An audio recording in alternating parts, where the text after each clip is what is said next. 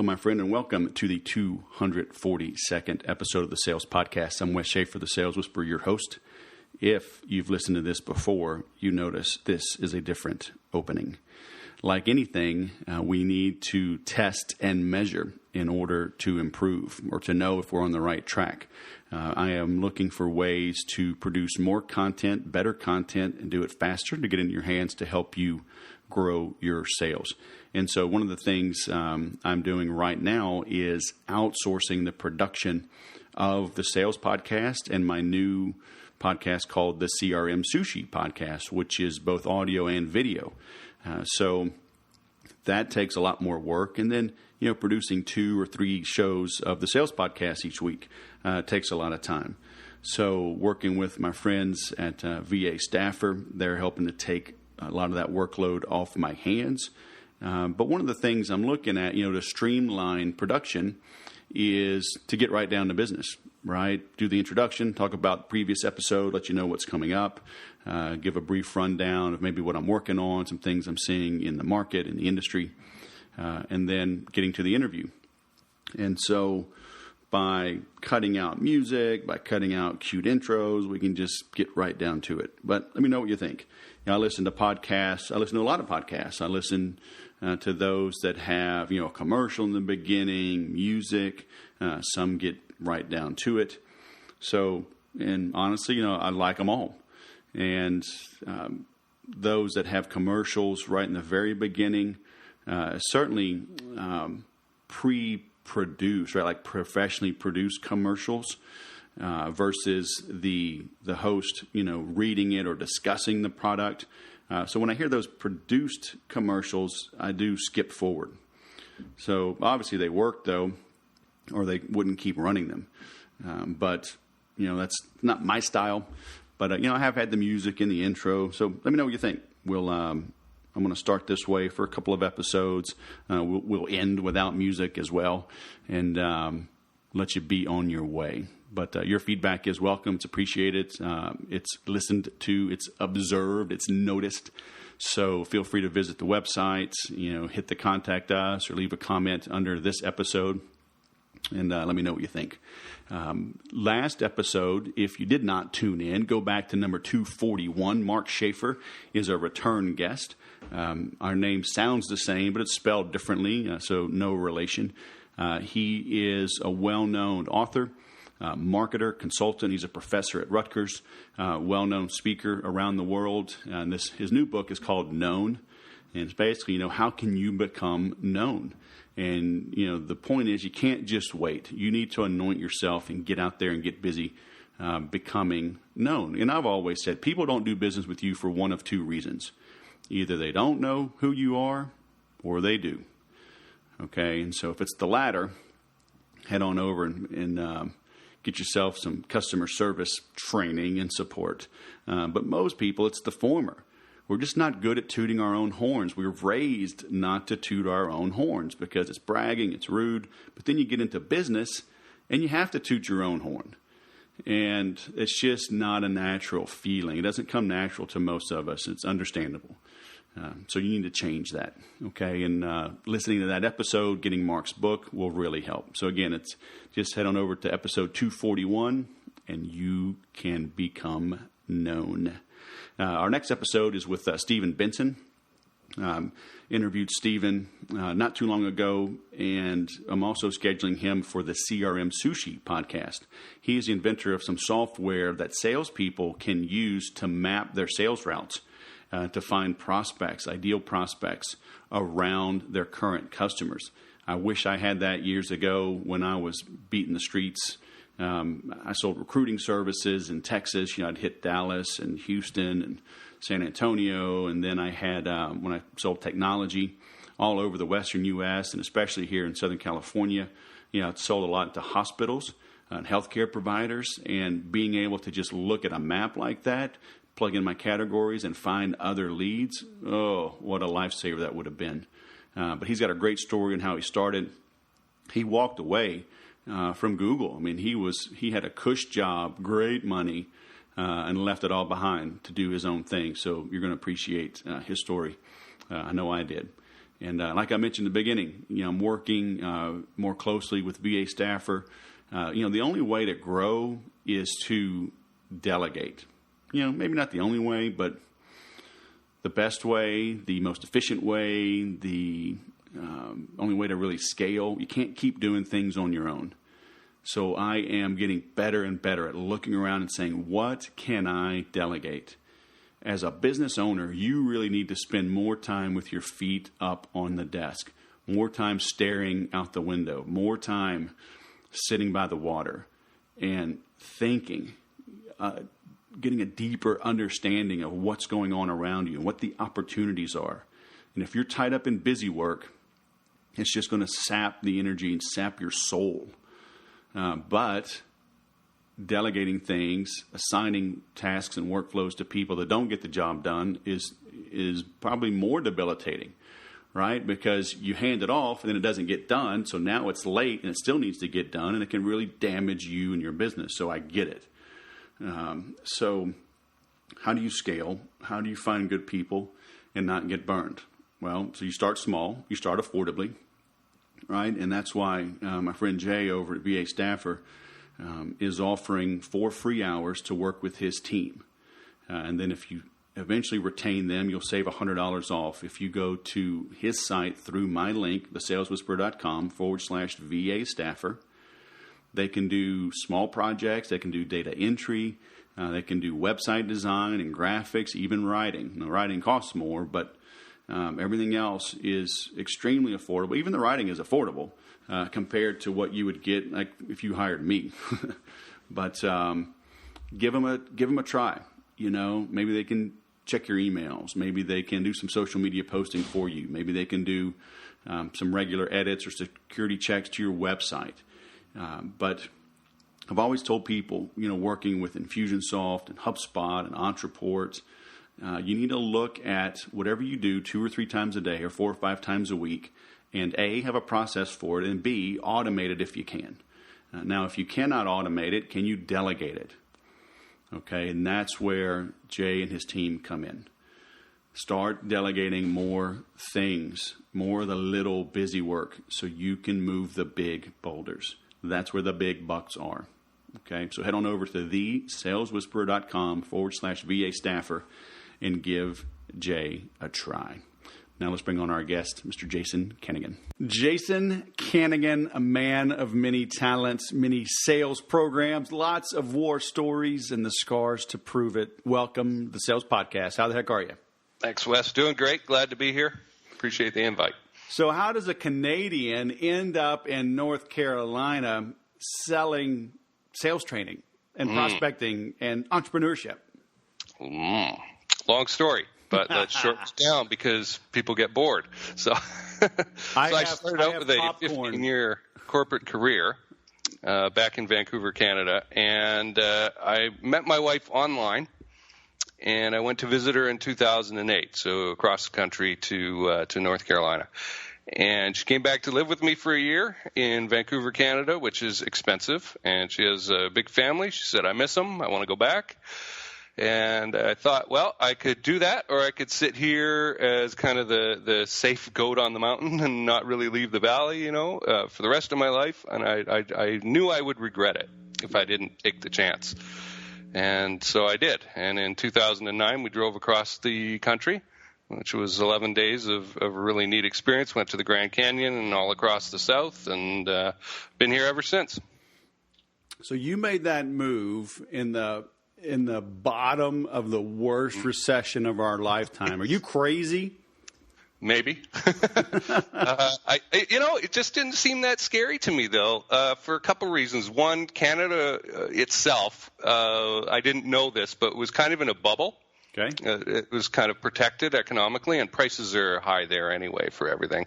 So by moving to the United States, I'll bet you I doubled my purchasing power, Wes, right away. Good point. Because prices of things are half of what they are in Canada. You want some ice cream, it's going to be $6-7. Wow. And here it's $3.50, Especially North Carolina. I mean, California, we're crazy exactly. here, man. And I'm in an affordable, quote unquote, affordable place in California. So right. the South is so much more affordable.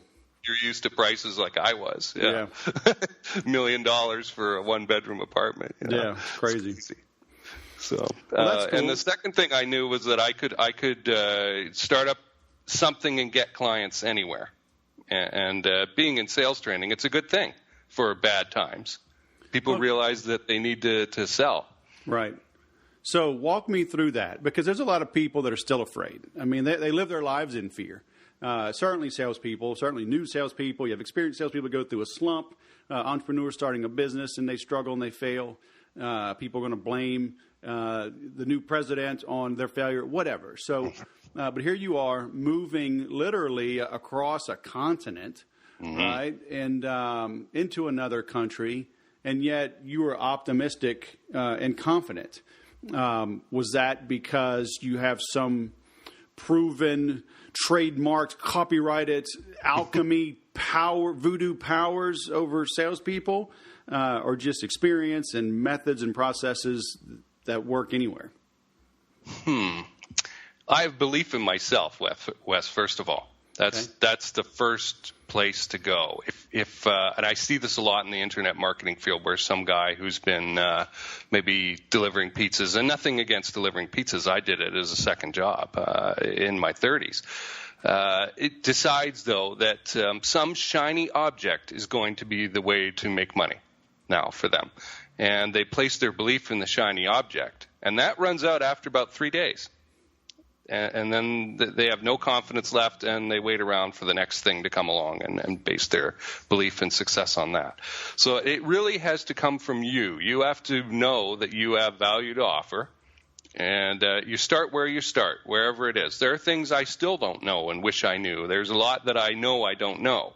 And that actually gives me power, because then I can go and learn about it. But belief in yourself. So what you believe about yourself to be true. I've been talking about this a lot today, actually, in posts and Quora things and stuff. But what you believe about yourself to be true is critical, because it determines what you will and won't do. If you believe, I'm not that great, or I don't have much to offer, you won't even try. Right. So how does one come to believe in themselves, especially maybe after some setbacks? Because things happen. People lose homes, they lose cars, they get divorced, they get fired, they lose a big contract. Maybe they had too many eggs in one basket, and a big client just doesn't renew. And they're like, "Oh, woe is me."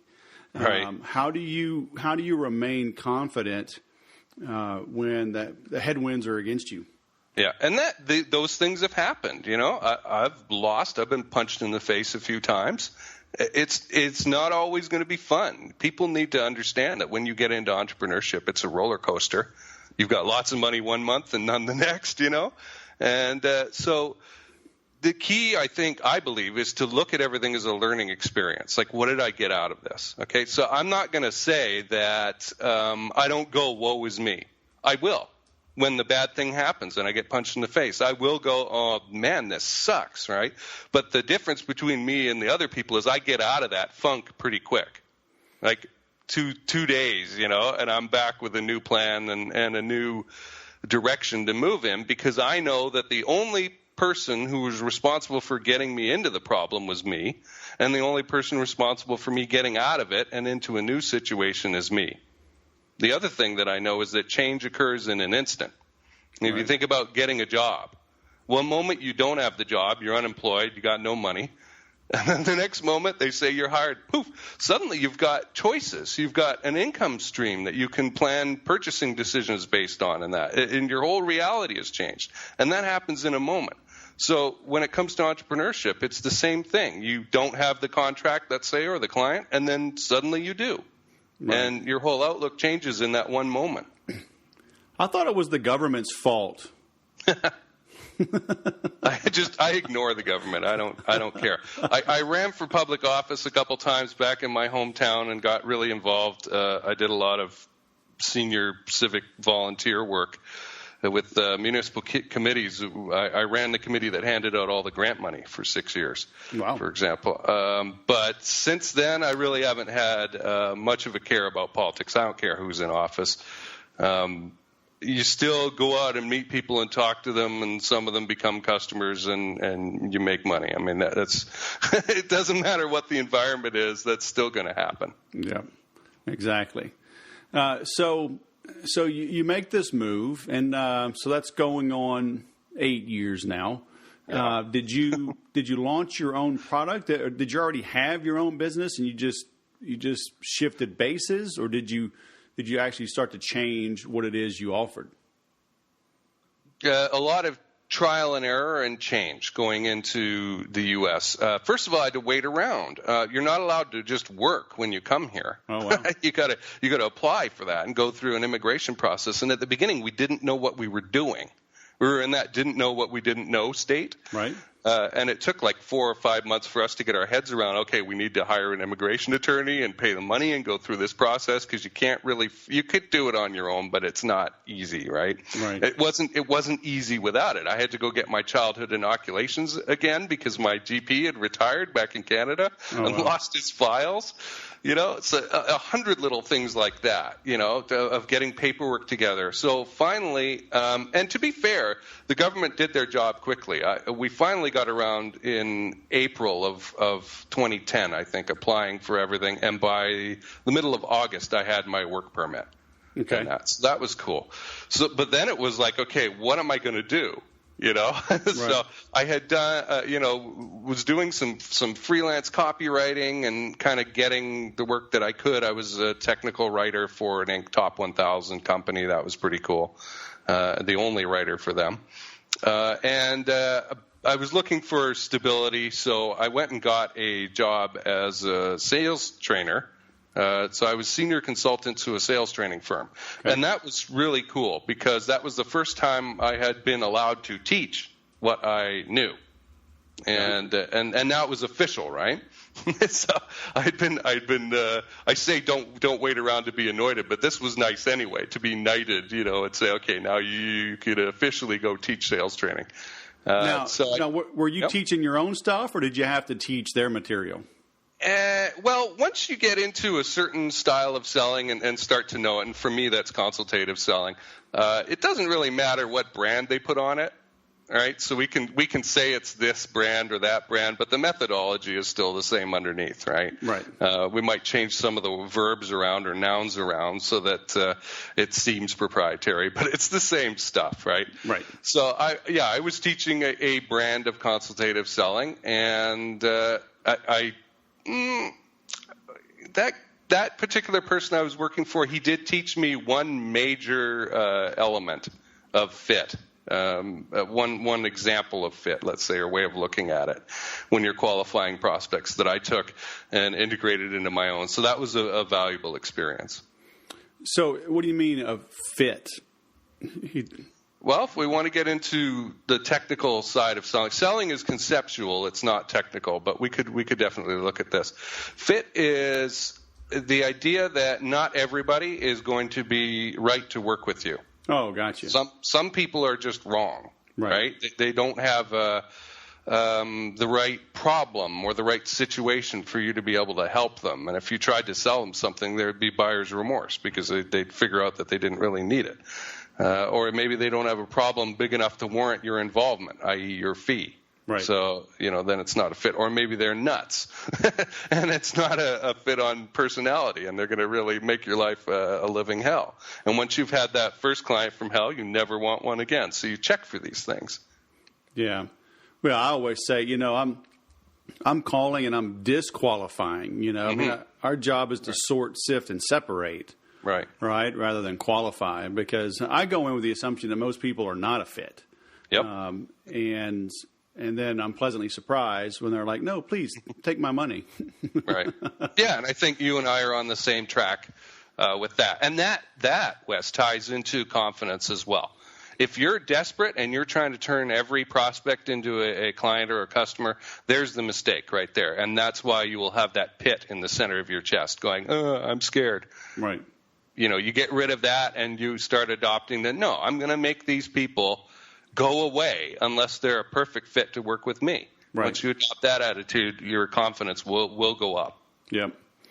And then, so you were working with them for a while. And how long until you were able to go out on your own completely?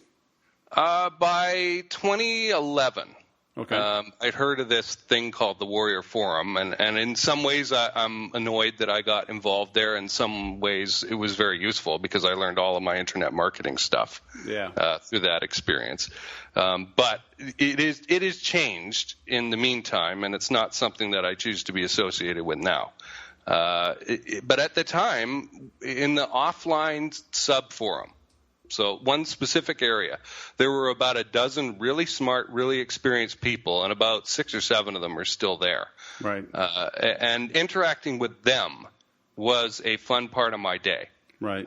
And so in the fall of 2011, I spent 3 months in there, and there were like newbies coming in and asking legitimate questions, not stupid questions like they do up in the main forum, but good, like I tried something questions, and you could tell.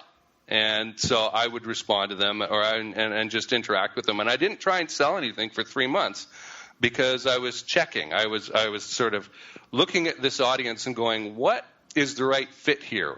What do they need that I could provide? Because I can do a whole bunch of things, right? I could teach them process engineering. I could do copywriting for them. I could do sales training. I could do a bunch of other stuff. You mean you showed up and just listened and observed for a while? Yeah. You mean you didn't just walk into my 4th of July party and start passing out flyers and brochures and asking for business cards?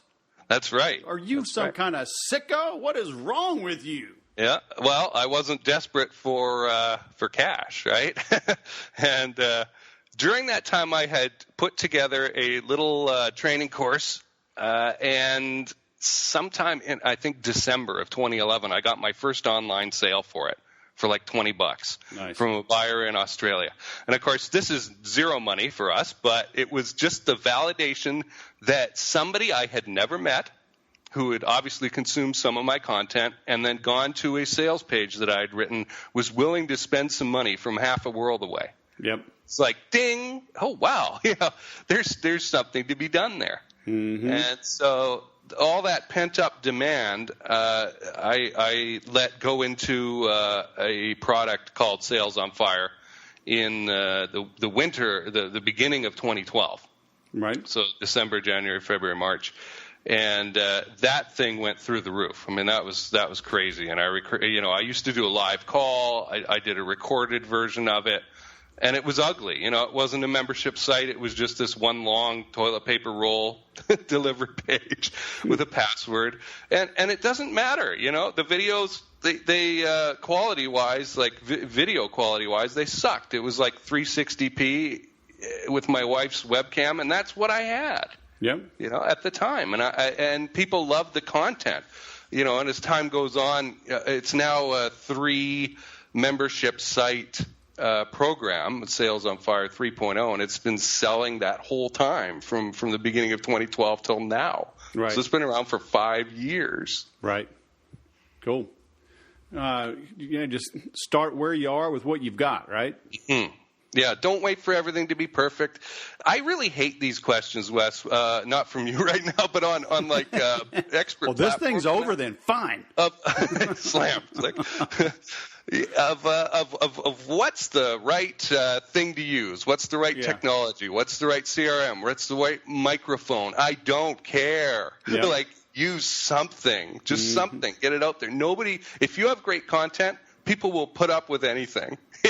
They'll put up with a nervous twitch you have. It doesn't matter. Just get there. Most solutions work. People asking about what's the best hosting. Yep. I use Bluehost. I know it's owned by EIG or whatever. I have been using Bluehost forever, and I'm delighted with their service, let's say. And I've had clients who I told to use Liquid Web, and that was just fine too. Yep. But, make your choice, and if it doesn't turn out to be good, change it. Right. It's not that hard, but most things work. Most things are so just pick something and get started with it. Don't let these silly questions hold you back. Yeah, and I know and fear of unknown, they just stop and they just stand still. And it's like, I've spent a good portion of my life, really, here, certainly the last 10 years, playing in the marketing automation space. 9 years now with Infusionsoft and then Entreport and HubSpot, and people always ask me, which one's the best? I'm like, whichever one you're going to use. Yes. If you dive in and master these tools, they'll all help you. Don't just stand around picking your butt, and thinking money's just going to shoot out. People asking, hey, I bought this great digital camera. I get this all the time. I'm really into photography. I bought this camera. What's the fastest way I can get to learn how to master it? And my answer is like a point and laugh, Get out there and use the damn camera. Right. Push the buttons. Check out the settings. There's no magic way to get through any of this except to develop experience with it. But once you've got that knowledge, like you say, of Infusionsoft or whichever marketing automation platform you choose, you know it. Right. So I used to know Aweber for autoresponders, and I switched to ActiveCampaign a couple years ago. I know how to use those things really well because that's what I've chosen to use. And so because I know how to make them do what I want, because syntax is the most important thing in individual applications. And syntax is like, what buttons do I press or what order do I do things in to get the effect that I want. That's where mastery comes from. Yeah. Got to just dig in, get your hands dirty, stop chasing that shiny object, because I see that all the time. And it's been frustrating, honestly. Recently, I don't know what's going on, but it's like the easy sales seem to have diminished, because people will call and they're like, well, I need, a CRM that also releases carrier pigeons that can also coordinate hot air balloon delivery, and then move right into skywriting and then order a blimp, to drop gold ingots into the chimneys of my prospects. I'm like, good grief. How do you know about all these APIs, all this other stuff? It's like, what do you use now? Oh, just I got Gmail and an Excel spreadsheet. Right, and some masking tape. Yeah. Like, why do you think you need all this stuff? Oh my gosh! But they constantly are hearing all of the shiny objects. They're seeing them on their Facebook feed. Right? Oh yeah, I need that. Like, no, you don't. Let's go make a sale, right? And let's go make another one. Right. How about you hit your quota 3 months in a row, and then we'll try to get crazy after that. But it's that constant shiny object syndrome. Oh, well. But I love, you mentioned something, you kind of said it in passing, but it was deep. And I'd like to go back to where you said, selling is conceptual, not technical. Can you elaborate on that? Sure. A lot of, if you go to jasonkanigan.org and start looking at the videos there, you'll see that they're conceptual videos mostly. They're not really technical. And one of the things that I talk about, I think my first video, which is now on page 2 of that thing, is on roles. And a role is how you see yourself. So you could be a dad or a salesperson or a firefighter or whatever. Those are all roles, right? And if you have contradictions in those roles, you're going to have trouble. So in selling, if you approach a selling situation or a qualifying conversation situation with the idea that I'm the janitor, right? Or I'm at the janitor level, you will not go up and talk to the CEO. Yep. There's the fear. You will stop yourself because it doesn't match up with that role, that belief that you have about yourself. So that's an idea of conceptual belief affecting what you believe you can do and what you can't do. I have a great video about doing a stretch where you're turning, right? And we used to do this. I used to train Kung Fu years and years ago back in Vancouver. And so we would turn as far as we could, say to the left or the right. And the instructor would say, now imagine turning further, and we would be able to turn further. Mm-hmm. And so my video, though, says, well, where is the limit? The true limit is actually further out beyond either of those 2 points. But you believe and you act as if that whatever barrier you believe conceptually is true. Yeah. And that limits your performance. So if you believe I can only, or my comfort zone is $10,000 a month in revenue, it's going to be tough for you to get beyond that. You're going to struggle. Right. Because you're going to go, I had this great $20,000 month, but that's too good for me, and so next month it's 5,000, Right. And then you go, well, I'm not that bad, so you straighten it out and you're back to 10. And the question I ask our listeners to ask themselves is this: when I say a lot of money, what number do you think of? What amount do you think of? Right. And really think about this deeply. Right. Don't go, well, $1 million, unless that's the legitimate answer. For most people, let's say it's like $1,000 or something like that. And so why do you think selling something for $60,000 is difficult for you? Because it's outside of your money tolerance. There again is a conceptual thing blocking you from performance. And you can change those goalposts, but first you have to be aware of them. Right. Yeah, most people aren't. No, I mean, not. Can people self-diagnose and self-correct, or is that where you come in? That's where I try to come in. With newbies, it's almost impossible, because the newbie has this fixed idea, fixed way of viewing the universe that the people who are successful have some technical thing. Again, it's not conceptual for them, right? It's a technical secret that if only the rich people would share it with them, they could apply it and magically become rich. Right. And darn those rich people or successful people for blocking them out from getting that. And no amount of jumping up and down will do that. So What I find is that when people have gone through about 2 years of getting punched in the face with their own business and have survived, figured out enough that, okay, I need to have some systems, I need to have consistent sales and marketing going on here, I need to have my operations figured out for fulfillment and that, then they begin to be open in their mind for this kind of discussion. Yeah. And so that's really a great place to start, is if you've got a couple of years of experience, you're going to realize that it isn't a technical thing, it isn't the features of Infusionsoft that make you successful, it's the conceptual beliefs about yourself and your mindset and that really create the result. And so you start protecting your mindset like crazy. You start watching those thoughts that go into your head and questioning, like, why? What made me afraid here?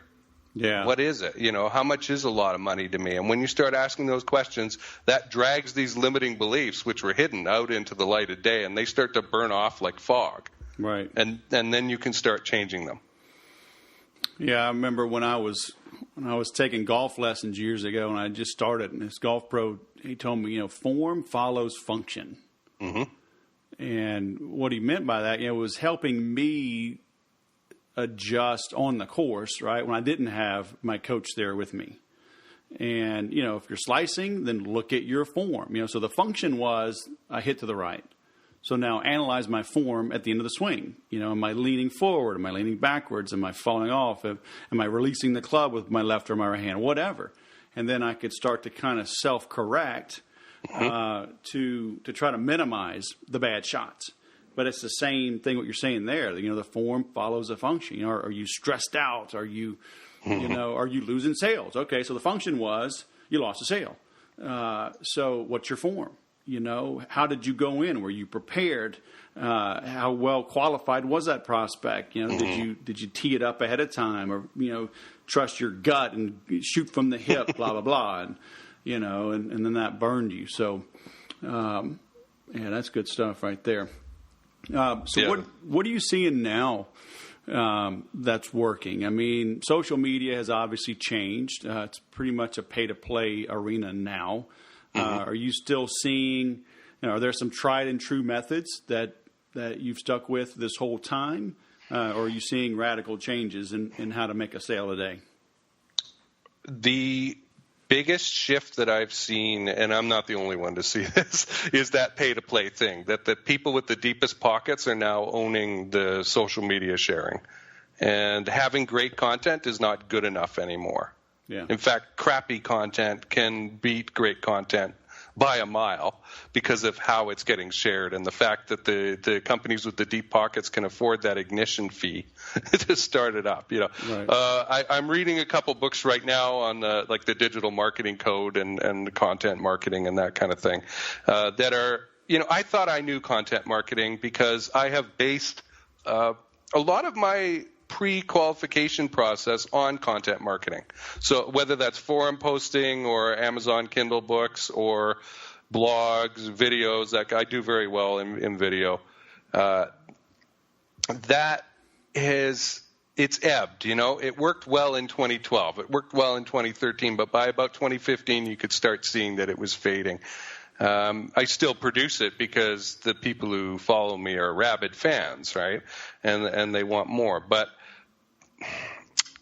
finding influencers and joint venture partners to get into that mind share or attention share of your prospects, of your target prospects, I think is probably the most critical thing you can do right now. So you still have to have great content, but the influencers need to share it for you. I think that is going to be the best way to start off that conversation. Right. And the point here is to enter the conversation that's going on in your prospect's mind, your target prospect's mind, and begin to have, it's a one-way conversation. You're broadcasting like television with this content, so whether it's a book or videos or whatever. But they start to get familiar with you. They start to feel familiar with you, and they start to differentiate you. So for me, if they're watching 4 videos of mine, I am standing out, guaranteed, compared to every other sales trainer that they may have looked at, or business strategist they may have looked at, or conversion expert they have looked at. And so when they decide to get on a call with me, and that usually happens quite quickly, within 48 hours, then they already know what they're getting, and I don't have to go through this explanatory process of who I am and what I do and why they should listen to me and that kind of thing. They're already excited to be working with me. And then it's just a matter of me qualifying them further. Right. Of whether they're actually a fit. They say that they have the need. Well, okay, do they really? They believe that they have the budget to work with me. Well, really, do they have a big enough problem? And then they believe, of course, that they're wonderful people, but do they actually have the personality fit for us to get along? Right. Yeah. And that's cool. I tell people, my sales agenda, number one reason we're meeting, is to see if there's a fit, see if we even want to be around each other. And then from there, move into a deeper fit, is there a need? Right. And a lot of people, Wes, are astonished by that. They can't believe it. They're like, no, man, we're just on a discovery call, a strategy call for you to try and sell me something. It's like, no. You really, have to take the extra minute for all those sales folks out there listening to kind of pamper them up and get them to realize that, no, that's really your objective, is to qualify for fit here. Yeah. It's not to make a sale. We're not there yet. I don't know whether we're a good fit or not. Yeah, especially in the world I'm in, and you're doing the same things. I mean, you're working with people longer term. It's not just a quick hit, and so I don't want to be around miserable people or people with unrealistic expectations. It's like, oh, go away. Here's your money back. Yeah, exactly. No amount of money is worth the hassle. We can go get it somewhere else. There's always another customer. So how does somebody that this maybe isn't very big, how do they get the attention of an influencer, attention of a powerful joint venture person? Is it easier said than done? I guess, to a degree. Again, this is a sale, isn't it? Sure. Right? When I approach that influencer, I have to make a sale. I sent a message to space industry venture capitalist group this morning, because that's a field I'm highly interested in, and I couldn't find it. Well, I could find people, but I don't know who specifically to speak with there. And I sent them a very specific inquiry for what I wanted, and added a number of credibility factors in there. And I don't know what's going to happen, but I conceptually see myself as the person having these conversations that I want, and I had the guts to go ask. Right. That's the first step, having the guts to go ask, seeing yourself as valid. Yes, valuable. I should be allowed to talk to this person. I'm an equal to them. Yeah. Or close enough, or I have value to offer here. And so whether they respond to me or not, in a sense, I don't care. Right. But I had the guts to go ask, and that's step one. If it's that old Gretzky thing, right? You miss 100% of the shots you don't take. Right. So if you want to try, you have to do it. You have to do it. And you can, I'm sure, with 10 minutes of thought, think of some credibility factors to mention in your communication. It could be, here's a book, here's a blog, here's a video. You could shoot them a video. And there's nothing wrong with emotional appeals. Right. I'm not that much. I mean, I get excited easily, but I'm not that emotional of a guy compared to other people. When I see these mushy testimonials for life coaches and stuff like that, it's a total turnoff to me. But apparently for 80% of the planet, it's not. No. And so let's sell the way they buy. If most people are affected that way emotionally, I put an emotional thing on the end of my message into these guys this morning. Right. About exactly how I felt about this particular topic. If that helps, great, But there's nothing wrong with making an emotional case video, right, and sending it to somebody. Hey, Wes, I'm a big follower. I have been following your podcast. I loved the interview you did with so-and-so, give some credibility that you actually listened to the thing. And here's my pitch, right? Here's what I want. And this is no different than the way that top venture capitalists want to be pitched to. Right. There's that you ask them, how do you do it? This is the way they'll say to do it, like a blind email in. Well, yeah, I think the other side of that, too, is we see somebody that may be famous or whatever, or we think they're powerful and, maybe they have more influence than you or a bigger name, but they still have needs, wants, and desires and frustrations, right? They still have people letting them down. They still have people over-promising and under-delivering. And if you just bring value and deliver the goods, just like Shark Tank, right? All these people have various skill sets and backgrounds, but they know if they see a motivated, honest entrepreneur that has found a problem and is solving it, whether it's pet care or fish tank cleaning, or whatever, a hot dog vending machine, they jump all over it. And so just understand that just because somebody's at a higher level doesn't mean they're perfect. In some ways, they may be more of a mess. More people are hitting them up with ideas. And maybe they had to learn their lesson the hard way. Maybe they said yes to too many things. Now they're butts in a vice, right? And you can save them from some of their problems just by asking good questions, offering value, seeing how you can serve. And hopefully, right, it's the product that you have, the program that you have. But maybe they need something else that you can fulfill on. You shift gears a little bit, fulfill, and boom, you got a good partnership. Right. Yeah, and I think the key here, Wes, is not to get wound up about making the connection with one specific person.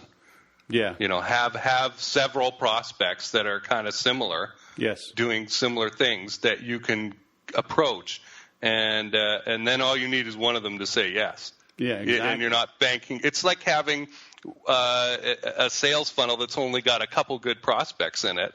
If one of them dies on you, metaphorically, you have this panic-stricken, oh my gosh, the world is coming to an end, But if you've got 17 things in there and one of them dies, well, it's no big deal. I got 16 more. Yeah. Again, conceptual. How are you thinking about this? Yeah, one is a lonely number in business. You don't want just one computer, one monitor, one projector, one source of leads, one big customer. It's all bad. Right. You're leaving yourself exposed. Very cool. So one of the last questions I'd like to ask is, imagine our listeners are jogging, they're on a plane, they're in a car, they can't take notes. What do you want them to do the minute that they can take action as a result of listening to you? What's that advice you always give people, but maybe they never take? Or, is there a program you offer? Is there, what should they do after spending 35, 40 minutes with us to go make their business lives better? Well, I'd love if they started following me on something.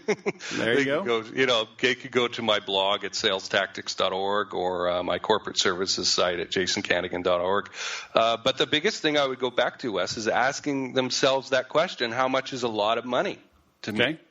And begin with that, because that limiting belief, once you uncover it, is connected to so many other things. Right. That I think, you probably heard of the 80-20 rule or Pareto's Law. Sure. I was taught this thing 20 years ago back in college in the operations management program. And operations management is all about cutting up processes into little steps and then deciding, like, do I need this, or can I cut it out, or can I do it faster, better, cheaper? Right? And the 80-20 rule applied to this conceptual thought is a small number of limiting beliefs, or a small number of decisions, or a small number of choices, because you can deliberately choose your limiting beliefs, right, where they're at, once you know what they are, determine the most of your reality. Right. So, 20% of your choices produce 80% of the reality of the experience. Like, where do I live? Right. Where do I live? Well, I live in this section of town, and that means I'm close to these restaurants. So guess where I go to dinner? Right. I'm close to these shopping centers. So guess where I shop for my clothes and my groceries? Guess who I meet in the street? I meet these few people, right? And a lot of people get locked into this. I can't move. I can't move cities. I can't move countries. I'd move away from my parents or something. And so that locks them into the experience that they can have, right? And so money tolerance, how much is a lot of money, is one of those key few beliefs that will tie you down. It will do bad things to you, or it could really help you out. But, for most people, that money tolerance is so low, it could stand to be raised. It really could be. Sure. You bet, especially in sales, an entrepreneur. Mm-hmm. I mean, you're out there, you got head trash about money, but then you're in sales and trying to build a business. That is a major roadblock. Yep, it is. I was lucky. My first job out of college was in the power generation industry. I was creating an international distributorship program for industrial gas turbine generator sets, powered by Kawasaki Heavy Industries. It's like a big jet engine that you strap to the ground, and it makes heat and electricity. And the minimum price for these things was $200,000. Yep. And it went up into the millions. And so that was great, because at 22, 23 years old, here I was working with price tags at that level. And so it makes a $60,000 database-driven website for tracking college student records. Child's play, right? It's like big freaking deal. I already did that when I was 23 years old. More than, Yeah, and your prospects can tell if you're uncomfortable. Mm-hmm. Like, this is an awkward conversation. You don't have to say anything, and then you feel awkward, so they feel awkward, and a confused mind says no, so then they want to think about it, and then there goes the sale. Right. And you never really know, right? That's that form follows the function. You're uncomfortable with money, so your form is bad. All right. But they'll have good form if they go, tell us again, Jason Kanigan, and it's with a K, and we'll link to this. But we want them going to .com or .org or both? .org is probably best for people. It's where they're going to get videos that they can use today. Sounds good. We will link there. All right. Jason Kanigan, you got all kind of good stuff. The closing engine. You got what else? You got your website. You've got sales tactics. Good grief. Y'all, look, I got a lot of links. Go check out the episode and find Jason online, and you will be in a better state of mind. Thank you, sir. Thanks for coming on the Sales Podcast. It's been fantastic. Thank you. All right, man. Have a great day. Selling is conceptual, not technical. That's a writer-downer. If there was a quiz, I would include that on the quiz. That might even be the bonus question, because I see that too many times where rookies and even experienced people that are struggling, they struggle because they get too technical. They're trying to cover all the bases of the features, right, instead of getting down to the benefits, instead of uncovering the pain and the true needs of the prospect.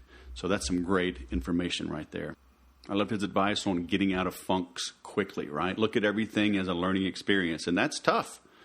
I've been brought down by some things, and nothing's ever perfect. I'm dealing with some own issues right now with staff I've allowed to mess up some sales, some service work, and you have to learn from it. Right, beating yourself up forever doesn't serve any real purpose. Okay, learn from your mistakes, get going. I love how he talked about how he's empowered by knowing what he doesn't know. Having intrinsic self-worth. Shiny objects only last 3 days. This guy was delivering peaches as a side job in his 30s. Good grief. But he kept producing. He kept moving forward. He kept growing. So here's another one. Batya, we had her on just a couple episodes ago. She had to hire an immigration attorney. She had to hire a driver for 3.5 years because after she was divorced, she didn't have citizenship. She couldn't get a driver's license, but she kept moving and growing despite that. So, everybody you see around you has fought some kind of battle and is probably still fighting some kind of battle. So, even though you're having your own battles, embrace them. Don't ask for the battles to go away. Ask for the wisdom, the strength, the courage, the commitment, the dedication to stay in the fight. Okay, and I've been doing this Brazilian Jiu-Jitsu now for a couple of months, and just the other day I was rolling with a guy, and I was ready to tap, really just from being smothered. The guy had me in a weird hold, and I stuck it out. I ended up getting out of that hold and pinning him. But I was literally, it was the old checkup from the neck up. And, 2 months ago, maybe even 2 weeks ago, I would have tapped. But I'm getting tougher. Like my body is physically getting tougher. It's getting stronger. My understanding of the sport is getting better. Although I talked to a guy, our professor, he's been doing it 29 years and he's still learning. So I think it's something you never completely know, which is another challenge in and of itself. But, I got better. I got more comfortable being uncomfortable, and I was able to stick it out. And so do the same for yourself in business and in life and in relationships. Seek the strength to endure rather than the absence of the challenge. Okay? It's nothing to have an easy, cush life. Books and heroes and legends are not made from the absence of challenges. Superman needed Lex Luthor, right? Batman needed the Joker. Without a great villain, there can be no great hero. So stick it out. Learn from Jason. Reach out to him if he can help you. Understand, the true role of sales and understand its importance. Nothing happens until a sale is made. An old boss of mine used to always say, sales is the straw that stirs the drink. So embrace sales and marketing. If you need some help, hit me up. I'm working on a new 90-day coaching program. Right now, you can see it at bestcrmhelp.com. bestcrmhelp.com. And even, you may think, well, I don't have a CRM or whatever, and I'll come up with a different name for it. But it's a 90-day package. It's affordable for one-on-one assistance, and everything's included. Okay, sales training, copywriting assistance, platform optimization, even technical stuff. I'll bring in my tech guys if that's what you need. I'm working on formalizing a new sales coaching program, but my world is systems, CRMs, and platforms like that for automating your work. So best CRM support just makes sense because it does all come together. But like I said, if you just want pure one-on-one sales training, it's the same program, okay? Because after the initial assessment that I'll do with you, we'll figure out, what the priorities are. We'll rank order them and attack them one by one during those 90 days. But check that out, bestcrmhelp.com. Hey, thanks for listening. Please be sure to subscribe. Let me know what you think about the absence of music, the new intro and the short exit that's about to happen. No cute music, no catchy music. And, let me know what you think. Subscribe. Give me some comments. Give me some reviews. Share the love. And always remember to sell different.